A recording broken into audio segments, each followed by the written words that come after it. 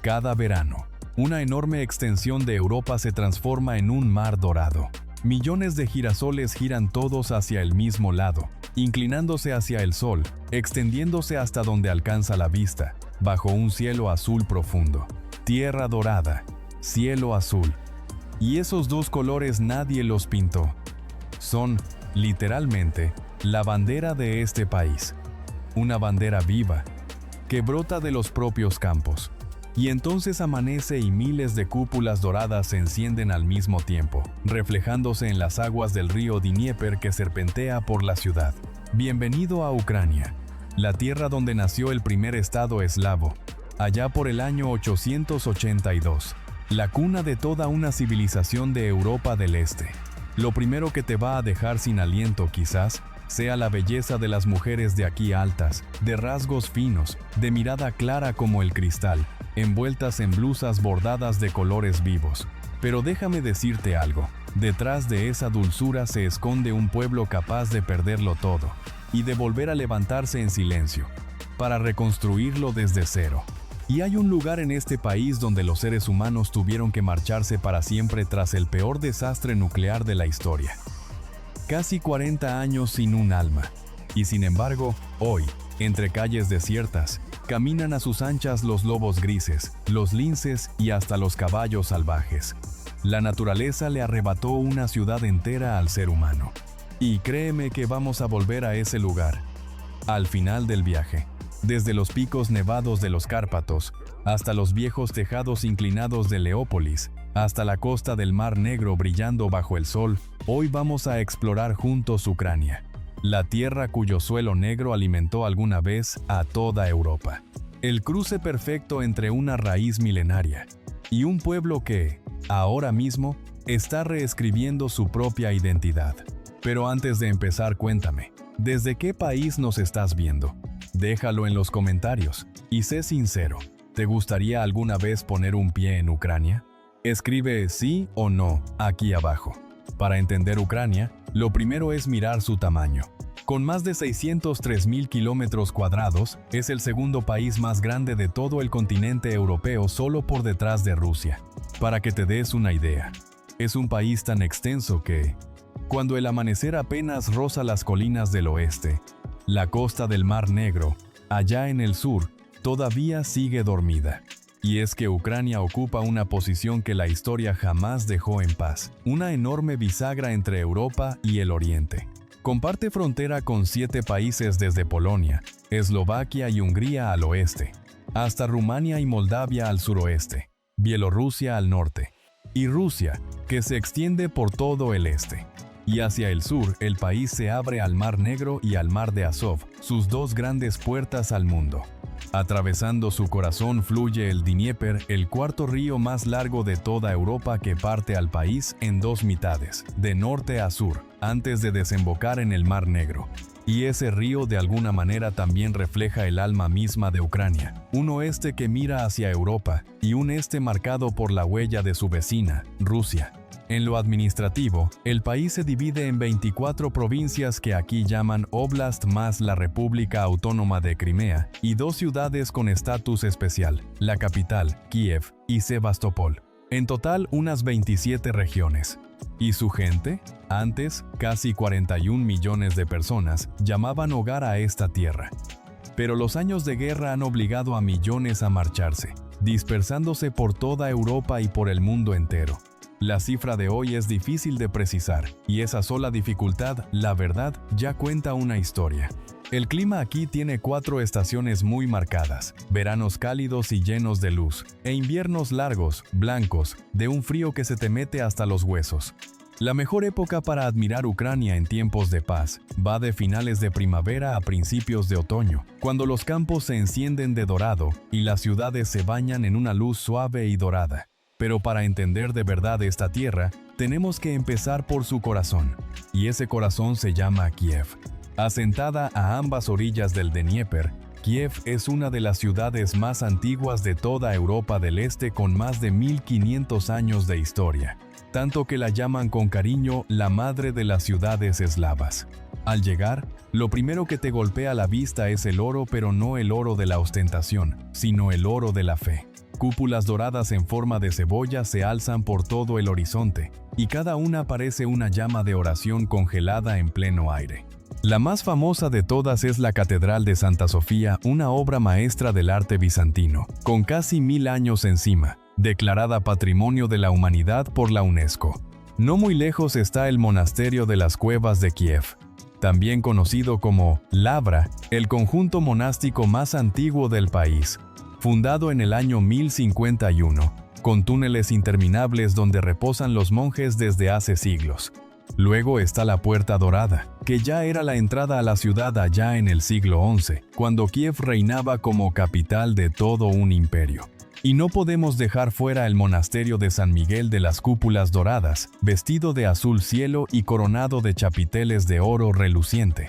Ni la imponente estatua de la Madre Patria, una mujer de acero de más de 100 metros de altura, con espada y escudo en alto, que custodia la ciudad desde la orilla del Dnieper, tan enorme que se alcanza a ver desde casi cualquier rincón de Kiev.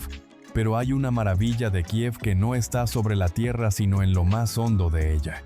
La estación de metro Arsenalna se construyó a unos 105 metros de profundidad. Está considerada una de las estaciones de metro más profundas del mundo entero. Para bajar desde la superficie hasta el andén necesitas casi 5 minutos, dejándote llevar por 2 tramos de escaleras eléctricas que parecen no terminar nunca. ¿Y por qué tan profunda? Aquí viene lo interesante. No se pensó solamente como una estación. Se diseñó como un refugio nuclear, toda una ciudad subterránea para proteger a la gente el día en que el cielo, allá arriba, dejara de ser seguro. Un detalle que parecía cosa del pasado, pero que hoy resuena justo en el presente. Ahora bien, una ciudad dorada, por deslumbrante que sea, no deja de ser la superficie.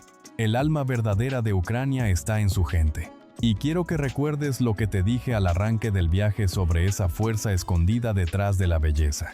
El ucraniano lleva dentro una paradoja muy tierna.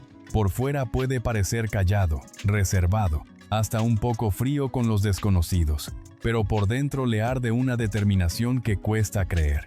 Estamos hablando de un pueblo al que borraron del mapa una y otra vez, al que dividieron entre imperios, al que le dijeron que su idioma y su identidad ni siquiera existían de verdad. Y aún así, cada vez volvió paciente, terco, como esos girasoles que siempre terminan buscando el sol. Y nada lo demuestra mejor que el idioma. Durante décadas, el ruso se escuchó por todas las grandes ciudades. Pero en los últimos años, una ola silenciosa y a la vez poderosísima recorrió el país. Millones de personas regresaron, por decisión propia, al ucraniano la lengua de la abuela, la de la madre, la de las canciones de cuna. Para ellos, cada frase en su lengua materna ya no es solo comunicarse, es una manera de decir, seguimos aquí. Y es una lengua hermosa, tan hermosa que a los propios ucranianos les encanta contar que, en un concurso de idiomas celebrado en París en 1934, la suya quedó en tercer lugar entre las más melodiosas del mundo, solo detrás del francés y del persa. Nadie sabe cuánto hay de cierto en esa historia, pero la forma en que la cuentan, con un orgullo tan suave, dice más que cualquier dato. Eso sí, no vayas a confundir esa firmeza con frialdad. Entra a cualquier hogar ucraniano y te van a recibir con una mesa repleta de comida, tazas de té caliente y una calidez que no necesita presumir de nada. Aquí la amistad se construye despacio, pero, una vez construida, es firme como una roca. Es un pueblo duro ante la adversidad y cálido en el afecto. Hay una vieja costumbre que todavía conservan. Recibir al invitado de honor con una hogaza de pan y una pizca de sal, el pan por la abundancia, la sal por la unión. Y ese pequeño gesto, por sí solo, lo dice todo sobre su alma. Gente generosa, sincera, que ve en la hospitalidad algo casi sagrado. Y quizás sea justo esa mezcla acero y miel en un mismo corazón lo más inolvidable de todo Ucrania. Si Kiev es el corazón dorado de Ucrania, entonces vámonos al oeste porque ahí hay una ciudad a la que la gente llama con el nombre de otra capital, París. Leópolis fue fundada en el año 1240 y lleva el nombre del hijo de un rey. Hasta el día de hoy sigue siendo la ciudad más grande y encantadora de todo el occidente del país. Su casco antiguo entero fue declarado Patrimonio de la Humanidad por la UNESCO, y basta con dar una vuelta para entender por qué. Calles empedradas que serpentean, edificios con ese aire de Europa Central clásica, tejados inclinados teñidos por el tiempo. Aquí el ambiente europeo no es algo montado para el turista, se ha ido filtrando en cada piedra a lo largo de 800 años.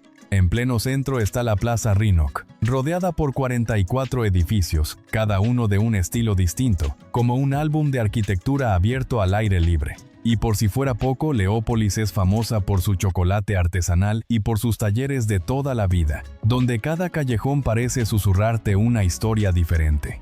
Leópolis vive del arte. Teatros de ópera espléndidos, funciones de ballet, galerías escondidas en callejones estrechos. Pero, sobre todo, Leópolis vive del café. Se dice que es una de las ciudades con más cafeterías por habitante del mundo, cientos de locales, cada uno con su propia personalidad, soltando su aroma a café recién tostado hasta la banqueta. Para la gente de aquí, tomar café no es cosa de mantenerse despierto. Es un ritual pausado, un pretexto para sentarse, platicar y dejar que el tiempo pase con calma. Y en un país que ha vivido demasiados vaivenes, quizás sean justamente esas cosas pequeñas y tranquilas lo que más se aprende a valorar. Y Leópolis no está sola. Más al sur, donde la llanura empieza a levantarse en colinas, hay otra ciudad a la que apodan con cariño la pequeña Viena Chernivtsi. Estuvo alguna vez bajo el imperio de los Habsburgo, y de ahí conserva una elegancia muy austriaca. Avenidas sombreadas por árboles, fachadas en tonos pastel.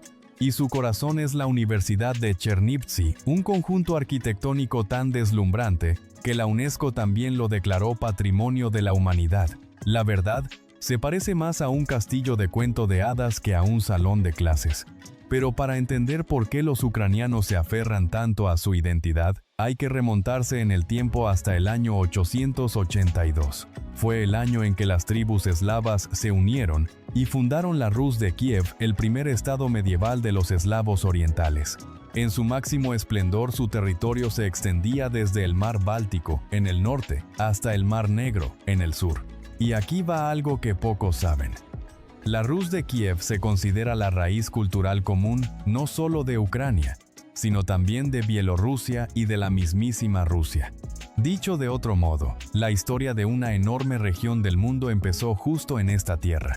Después llegaron las hordas mongolas, y aquel estado se vino abajo. Durante los siglos siguientes, Ucrania quedó atrapada, disputada entre potencias enormes, el Imperio ruso, el Imperio de los Habsburgo y la mancomunidad polaco-lituana. El oeste jalaba hacia Europa, el este hacia Rusia, y en medio de todo surgió una clase de guerreros libres, los cosacos, símbolo eterno del espíritu independiente de Ucrania. Ellos fundaron un estado militar autónomo llamado la Sich, donde los líderes se elegían por voto y no se heredaban de padre a hijo. Imagínate, una semilla de democracia rarísima, en plena era de los reyes. El corazón de aquel mundo cosaco era Jortitsia, la isla más grande del río de Dnieper, considerada la mismísima cuna del movimiento cosaco, y hoy honrada como una de las 7 maravillas de Ucrania. Parado sobre esa isla azotada por el viento, casi puedes oír todavía el galope de un pueblo que jamás se dejó someter. Y de aquellos cosacos nació una joya que la historia casi olvida. En el año 1710, un líder cosaco llamado Pilip Orlik redactó una constitución que dividía el poder del Estado en 3 ramas: la legislativa, la ejecutiva y la judicial. Detente un segundo a pensar en esto. Aquel texto nació décadas antes de que Montesquieu publicara su célebre obra sobre la separación de poderes, y más de 60 años antes que la propia Constitución de Estados Unidos. Uno de los anhelos democráticos más tempranos de toda la humanidad se escribió aquí en las estepas de Ucrania. Pero esa historia también carga capítulos de una oscuridad que nunca se borra. A principios de los años 30, una hambruna atroz que los ucranianos llaman el Holodomor se llevó la vida de millones de personas, y lo hizo precisamente sobre la tierra más fértil de Europa. Aquella herida sigue grabada hasta hoy en el alma del pueblo, y explica en buena parte por qué, para un ucraniano, la libertad nunca se da por sentada. No fue sino hasta 1991, tras la caída de la Unión Soviética, cuando este país por fin recuperó la independencia que había soñado durante siglos. Dejemos atrás las páginas de historia del oeste y crucemos el Dnieper hacia una Ucrania completamente distinta a una Ucrania de acero, de humo y de fuerza industrial. Al noreste está Kharkov, la segunda ciudad más grande del país. Fue la primera capital de la Ucrania soviética y hoy es un gran centro de industria, ciencia y universidades, una ciudad de fábricas colosales y edificios imponentes, donde el conocimiento y la producción conviven codo a codo. En su centro se abre la Plaza de la Libertad, una de las plazas urbanas más grandes de toda Europa. Un espacio tan inmenso que podría tragarse a una multitud de decenas de miles de personas. Más al sur, a orillas de ese mismo río, se levanta la ciudad de Dnipro, el corazón de la metalurgia, donde los altos hornos ardieron día y noche para forjar la columna vertebral industrial de todo un país. Pero Dnipro guarda un secreto. Durante la era soviética fue una ciudad cerrada. A los extranjeros les tenían prohibida la entrada, porque detrás de sus muros había fábricas que construían cohetes para toda una superpotencia. La llamaban la ciudad de los cohetes, un nombre que suena a ciencia ficción, pero que era completamente real. Esta es una tierra que no tiene la suavidad del oeste. Es ruda, práctica, y tiene una belleza muy suya, la belleza del trabajo, la de las manos encallecidas que levantan todo a partir de tierra y de fuego. En los últimos años, el este también ha sido la región que más ha cargado con las heridas de la guerra. Pero si algo nos enseñan estas ciudades industriales es esto: el acero se puede doblar, pero es muy difícil de romper. Y así, como el acero, su gente sigue de pie. Ahora bien, si la industria es la fuerza de las manos de Ucrania, la identidad es la voz de su corazón. Y en ningún lado se escucha esa voz con tanta claridad como en dos tesoros, una camisa y un huevo. Esa camisa se llama Vyshyvanka, una prenda bordada a mano con muchísimo detalle, cubierta de motivos geométricos, flores y animales de colores encendidos. Pero aquí está lo maravilloso. Cada región de Ucrania tiene su propio patrón, como una identidad tejida en hilo. Con solo mirar el bordado de una camisa, puedes adivinar de dónde viene una familia, cuál es su origen. Vestir una Vyshyvanka no es simplemente vestirse bien, es ponerse encima todo un linaje de antepasados. El segundo tesoro es la pisanka, huevos de Pascua, decorados con incontables motivos minuciosos. Esta tradición hunde sus raíces en la época precristiana, cuando los antiguos eslavos adoraban al sol y creían que el huevo guardaba dentro la magia de la vida. Con el paso del tiempo, esa creencia se fundió con la fe cristiana, y el huevo se volvió símbolo de resurrección. Y si eres de México, donde las flores de cempasúchil, los altares llenos de color y la fe popular se funden en una belleza que no se confunde con ninguna otra, vas a entender de inmediato este sentimiento. Esa manera tan bonita en que un pueblo guarda toda su alma, en objetos pequeños, llenos de color, hechos a mano y con devoción. Y ese amor por la belleza a veces aparece en los rincones más inesperados. Cerca del pequeño pueblo de Kleban, hay un viejo tramo de vías de tren donde los árboles de ambos lados fueron entrelazando sus ramas con los años, hasta formar una bóveda de hojas verdes que se extiende por varios kilómetros. La gente lo llama el túnel del amor, y cada año, miles de parejas de todas partes llegan hasta ahí, convencidas de que, si cruzan el túnel tomados de la mano y piden un deseo, ese deseo se hará realidad. Y desde ese túnel de hojas verdes, déjame llevarte al mar, a la ciudad que muchos consideran la más encantadora de toda Ucrania, Odesa. A orillas del Mar Negro, Odesa es el puerto más importante del país, y durante todo el siglo XIX fue la ciudad más poblada y próspera de la región. Aquella prosperidad todavía se nota en sus edificios magníficos, un teatro de ópera y ballet tan lujoso como un cofre de joyas, viejas galerías comerciales, y sobre todo la célebre escalera Potemkin, 192 escalones de piedra que bajan desde la ciudad hasta el puerto, tan hábilmente diseñados que, vistos desde abajo, solo alcanzas a ver una cascada infinita de escalones. Pero el esplendor de Odesa no se queda en la superficie. Justo debajo de la ciudad hay un laberinto colosal, el sistema de catacumbas más largo del mundo, que se extiende por unos 2.500 kilómetros, tan largo que nadie ha logrado jamás cartografiarlo por completo. Nacieron de la extracción de la piedra con que se construyó la ciudad, y con el tiempo aquellos túneles oscuros fueron refugio de la resistencia, guarida de contrabandistas y escenario de incontables historias que nunca volvieron a ver la luz. Y esa belleza de la superficie, sus avenidas y sus edificios del siglo XIX, también fue inscrita por la UNESCO en la lista del Patrimonio Mundial que debe protegerse. Odesa esconde además un detalle curioso. La ciudad fue fundada por José de Rivas, un almirante de origen español que servía en la marina del Imperio Ruso, un nombre muy del sur, puesto justo al inicio de la historia de una ciudad muy del norte. Y para los que sienten curiosidad por los precios, la verdad es que Odesa, como buena parte de Ucrania en tiempos de paz, tiene fama de ser un destino amable con el bolsillo. Una comida completa en un local de barrio puede costar apenas entre 5 y 7 dólares. La moneda del país se llama grivna, y para el viajero suele dar esa sensación tan agradable de que su dinero, de pronto, rinde muchísimo más. Claro, la guerra ha vuelto inciertos todos los números, pero ese espíritu generoso y abierto de Odesa, ese nunca ha perdido su valor. Y ahora, dejando atrás la costa del sur, levanta la mirada porque al oeste del país, la tierra se eleva de golpe en cadenas de montañas. Son los Cárpatos después de los Alpes, uno de los sistemas montañosos más extensos de toda Europa, que cubre Ucrania con una región de colinas boscosas de verde intenso, lagos de altura, arroyos que se precipitan y un sinfín de cascadas escondidas entre la niebla. Aquí se alza el monte Joverla, el techo de todo el país, y acurrucados al pie de las montañas hay pueblitos de madera, donde el ritmo de la vida sigue tan lento como hace cientos de años. En invierno, toda la región se vuelve un paraíso de nieve con Bukovel, el complejo de esquí más grande y animado de toda Europa del Este, con decenas de pistas que bajan por las laderas, y hasta trineos tirados por perros que cruzan el bosque nevado.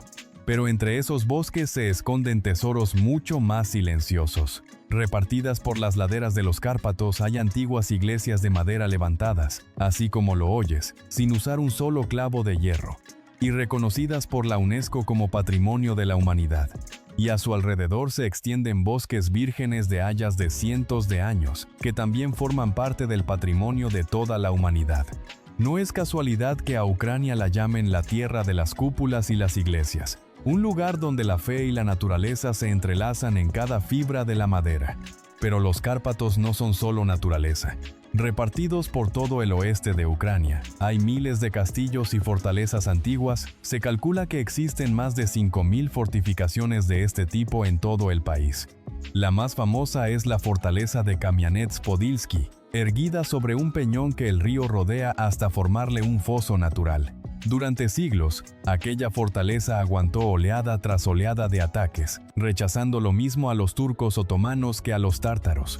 Y al verla ahí orgullosa, marcada de cicatrices, pero jamás vencida, sientes que estás mirando el retrato mismo de este país, tallado en piedra. Después de un día entero cruzando montañas y fortalezas, no hay nada que te acerque más rápido a una cultura que sentarte a su mesa. Y la estrella indiscutible de la mesa ucraniana es el borsch, una sopa hecha de remolacha, col, papa y, por lo general, algo de carne, de un rojo tan intenso que parece encendido. Este platillo es tan importante para los ucranianos que la UNESCO lo inscribió en la lista del patrimonio cultural que debe protegerse. Para ellos, el borsch no es solo comida, es un recuerdo de infancia, son las manos de la abuela, es el olor de un hogar. Cada familia tiene su propia receta, pasada de generación en generación, y todos creen, en secreto, que el borsch de su casa es el mejor de todos. Pero la mesa ucraniana es todavía más generosa. Están los vareniki, una especie de empanaditas hervidas y suaves, rellenas de papa, queso, hongos o fruta, que se comen con crema agria. Están los holubtsi, rollitos de col que envuelven arroz y carne, cocidos hasta quedar suavecitos. Y está el salo tocino de cerdo curado con sal, un manjar humilde que los ucranianos aman tanto que casi lo han vuelto un símbolo nacional. Y por encima de todo está el pan.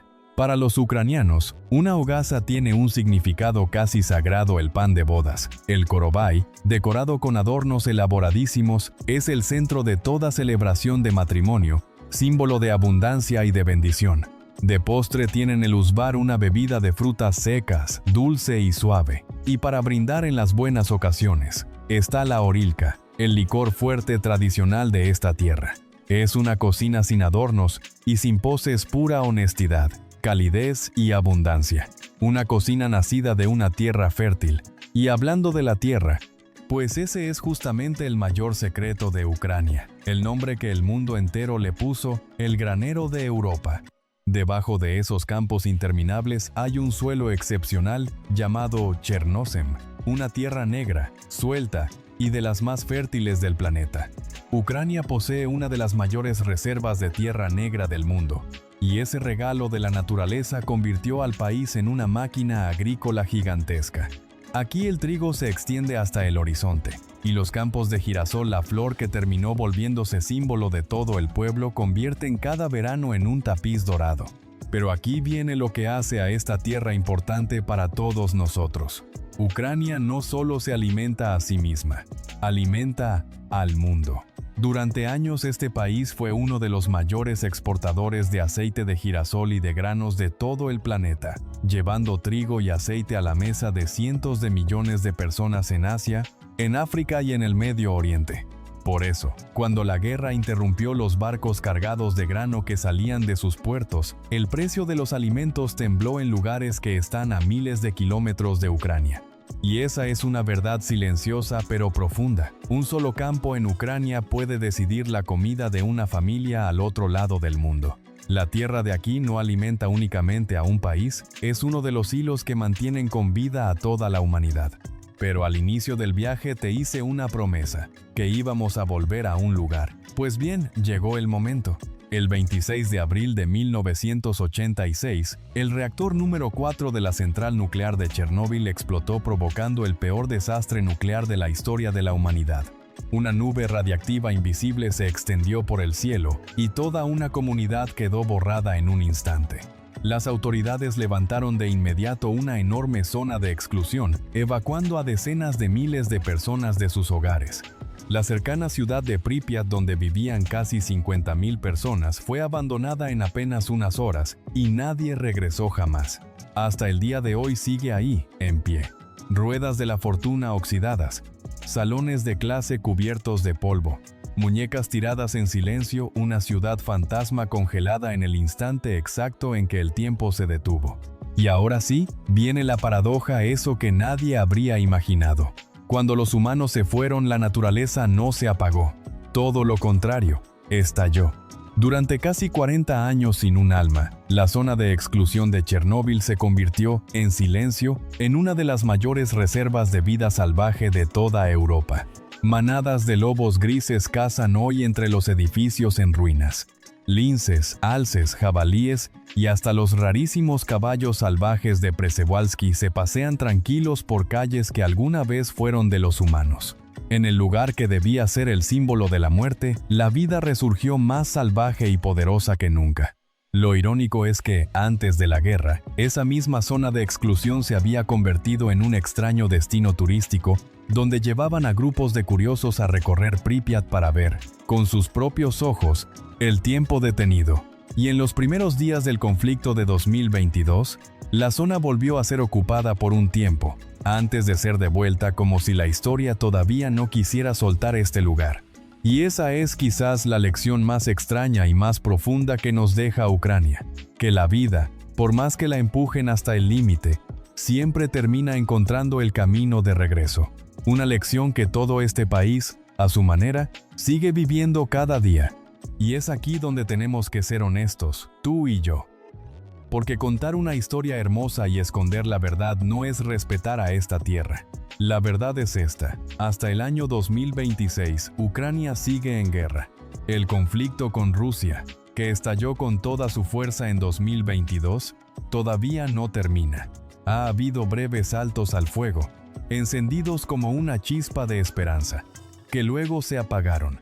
Una parte del territorio del este y la península de Crimea están hoy bajo control de Rusia, algo que la comunidad internacional no reconoce.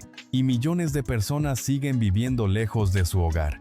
Esto no es un detalle menor que se pueda pasar por alto, es la realidad que define, en este preciso momento, la vida de todo un pueblo. Por eso, la parte más práctica de la historia también hay que decirla sin rodeos. Hoy por hoy, esto no es un destino turístico normal, y la mayoría de los países le recomiendan a sus ciudadanos no viajar hasta allá. Y en cuanto a los trámites, hay un dato interesante que los latinoamericanos deberían saber. Quien tiene pasaporte de Argentina, Brasil o Chile puede entrar sin visa hasta 90 días, mientras que los ciudadanos de México sí necesitan tramitar una visa antes de entrar. Y en cualquier caso, entrar a los territorios ocupados está terminantemente prohibido. La Ucrania de las cúpulas doradas, de los campos de girasol y de las cafeterías de Leópolis sigue ahí, intacta, pero por ahora, quizás la forma más hermosa de amarla sea a través de la pantalla y desde el corazón. Porque, para nosotros los latinoamericanos, Ucrania no es un espejo de lo opuesto, es un espejo de lo parecido. Nosotros sabemos lo que es la pérdida, ellos también. Nosotros ponemos a la familia por encima de todo, ellos también. Nosotros seguimos riendo, seguimos cantando, aun cuando la vida no nos la pone nada fácil, y ellos, en medio de todo lo que han perdido, también siguen cantando. Ucrania no necesita lástima, solo necesita que la veamos por completo, tal como es. Y ahora, tú ya la has visto. Gracias por acompañarme. Nos vemos en la próxima Tierra por descubrir.